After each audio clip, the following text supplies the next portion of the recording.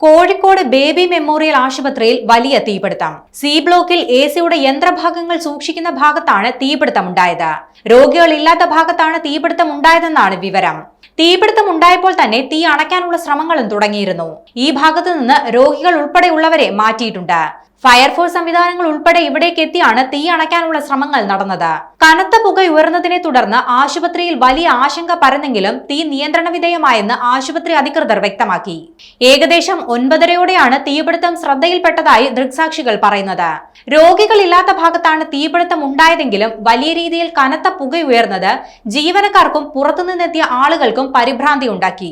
ഉടൻ തന്നെ താഴത്തെ നിലകളിൽ ഉണ്ടായിരുന്ന രോഗികളെയും കൂട്ടിരിപ്പുകാരെയും ജീവനക്കാരെയും സുരക്ഷിത സ്ഥാനങ്ങളിലേക്ക് മാറ്റി. ഓപ്പറേഷൻ തിയേറ്ററുകൾ ഇല്ലാത്ത ഭാഗത്താണ് തീപിടുത്തം ഉണ്ടായതെങ്കിലും OP കേന്ദ്രങ്ങൾ ഉൾപ്പെടെ പ്രവർത്തിക്കുന്ന സമയമായതിനാൽ തിരക്ക് കൂടുതലായിരുന്നു. കോഴിക്കോട് ബസ് സ്റ്റാൻഡിനടുത്താണ് ആശുപത്രി സ്ഥിതി ചെയ്യുന്നത്. ആശുപത്രിയുടെ പുതിയ ബ്ലോക്കിലാണ് തീപിടുത്തം ഉണ്ടായിരിക്കുന്നത്. അവിടെ എസിയുടെ പണി നടക്കുന്നിടത്താണ് തീപിടുത്തം ഉണ്ടായതെന്നാണ് വിവരം. അപകടത്തിൽ ആർക്കും തന്നെ പരിക്ക് പറ്റിയിട്ടില്ലെന്നും അധികൃതർ അറിയിച്ചു.